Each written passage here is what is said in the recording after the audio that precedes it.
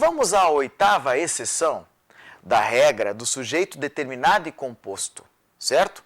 Então, na concordância verbal com sujeito composto, o verbo vai para o plural. Nós estudamos aqui já 7 exceções. Vamos à oitava e última exceção desta regra geral. Verbo concorda com aposto resumitivo ou recapitulativo. Professor, o que é um aposto resumitivo? Qual a função morfológica dele? Qual a classe gramatical? Fácil. Um pronome indefinido. Então, o aposto resumitivo na morfologia é um pronome indefinido. Então, é um pronome indefinido que resume o sujeito determinado e composto. Então, você tem um sujeito composto, tem uma enumeração de núcleos, e depois disso você tem um pronome indefinido, resumindo ou recapitulando esses núcleos. O nome sintático desse pronome indefinido é aposto resumitivo ou aposto recapitulativo, certo? Exemplos, ó, tudo, nada, alguém, ninguém, algum, nenhum, alguns, todos, etc. E todos os outros pronomes indefinidos. Vamos aplicar ao contexto. Dinheiro, carro, mulheres, nada o alegra mais. Dinheiro, carro, mulheres, nada o alegra mais. Tadinho, esse aqui já está desanimado. Então tá aí, ó, nada. O nada é um pronome indefinido e ele funciona recapitulando, resumindo o sujeito composto. Ele está no singular? Está. O verbo vai concordar com ele e não com o sujeito composto. Então, ó, nada alegra mais. Dinheiro, carros, mulheres, todas essas coisas não o alegram mais. Todas essas coisas está resumindo dinheiro, carro, mulheres e acrescentando outras coisas, certo? Então, todas essas coisas, dinheiro, carro, mulheres, todas essas coisas não alegram mais. Certo? Então tá aqui, ó. Todas essas coisas, o núcleo todas está no plural. O que ocorre com o verbo? Vai para o plural. Porque na oitava exceção, o verbo concorda com o aposto resumitivo. Olha que interessante. Ele não vai puxar o sujeito, vai puxar a concordância com o aposto resumitivo. Faça o exercício que está na sua tela. Vamos à correção. Livros, apostilas, aulas, todas essas coisas me ajudarão. Todas essas coisas me ajudarão. Fácil, não é? Olha aqui, ó. Todas está no plural. Então o verbo vai para o plural. Errada a letra A, certa a letra B. Observe aqui comigo. Olha que frase bonita. Doenças, negatividade, insegurança, nada me atrapalhará. Nada. O nada é um pronome indefinido que está posposto a um sujeito composto, ou seja, está depois de um sujeito composto, atuando como aposto resumitivo ou recapitulativo. Eureka! O verbo concordará com ele. Nada atrapalhará.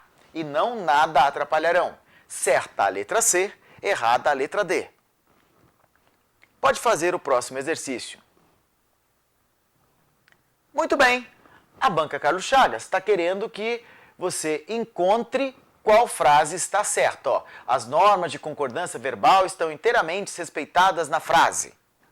Observemos. Não basta que se critique as distorções. Ó, aqui não tem preposição. Então esse Czinho está tentando ser partícula passivadora. Para que ele consiga ser partícula passivadora, o verbo, quem critica algo que é transitivo direto, tem que concordar com o núcleo. Certo? Não preposicionado. Então as distorções sejam criticadas. Se critiquem as distorções. Então tem que ficar assim, ó. Não basta que se critiquem as distorções. É preciso que se saiba corrigi-las. Vamos à letra B. 8% dos lares. O núcleo é partitivo e tem um preposicionado. Legal, o verbo concorda com ele ou com o preposicionado. Só que os dois, tanto o número 8 como lares, são palavras no plural. Certo? Mesmo que o vocábulo seja em algarismo. Ele é plural, 8 é plural, só um é singular. Então aqui, ó, 8 no plural, lares no plural. Então o verbo tem que ser no plural. Na versão originária da FCC, estava assim. Aqui o professor já está postando na tela a imagem corrigida. A qualidade dos inúmeros programas de TV destinados às crianças não alcança o nível que seria desejável na opinião dos que o avaliam. Tudo certo com a letra C. É ela que é o gabarito.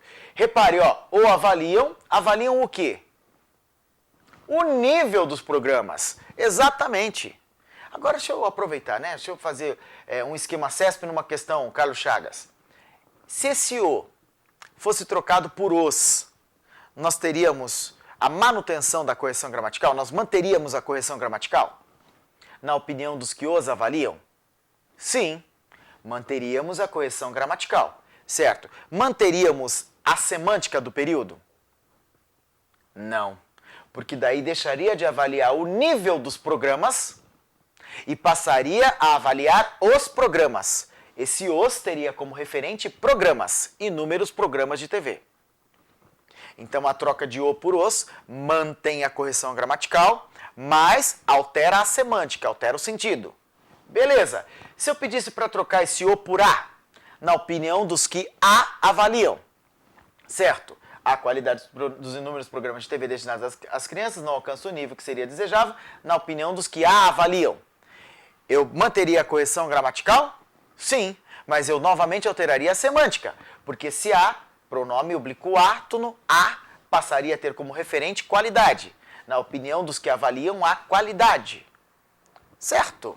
Mais uma alternativa aqui. Se eu trocasse esse oblíquo o por as, esse oblíquo o por as, eu manteria a correção gramatical? Sim, manteria. E eu alteraria a semântica? Sim, porque eles passariam a avaliar as crianças. Olha que delícia essa frase. É uma frase em que caberiam os 4 oblíquos átonos. O, a, os, as. Todos corretos gramaticalmente, mas cada um dos 4 com um link semântico, com uma puxada anafórica de referente semântico. Letra D. Repercute mal o fato, o fato repercute e não como estava no original. Olha aqui, repercutem mal o fato. Quem repercute não é o fato que repercute mal? Então o verbo tem que concordar com o sujeito. É muito comum, professor, a FCC trabalhar com essa abordagem, colocar aqui o sujeito lá longe do verbo e o verbo primeiro para a pessoa se confundir e achar que outra coisa é o sujeito? Por isso aqueles 17 macetes que você estudou comigo aqui neste curso sobre a sintaxe da oração serão essenciais. Então primeiro você localiza o verbo, pergunta quem antes do verbo, descobre o sujeito e já resolve metade dos problemas. Deveria caber, deveria caber. E aí, tudo certo? Tudo certo, caber deveria. Então ele precisa concordar com o sujeito. Não se esqueça. Vamos retomar um pouquinho a aula de orações. Você aprendeu aqui, quando a gente entrou no estudo das orações, o professor postou, além daqueles 17 de sintaxe da oração, mais 6 macetes de sintaxe do período.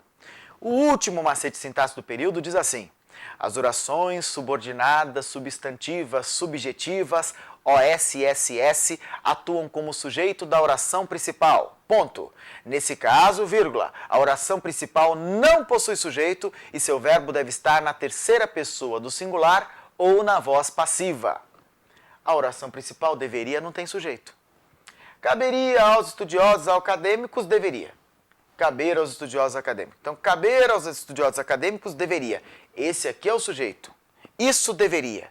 Isso. Então, olha, como nós temos isso aqui funcionando como sujeito, oração subordinada, substantiva, subjetiva, reduzida de infinitivo, o verbo tem que estar na terceira pessoa do singular. Ah, professor, complexo isso. Mas aqui não tem como errar, Você não pode ter deveriam caber. Caber está no singular. Caber deveria. Tudo bem? Tudo jóia? Beleza, vamos juntos.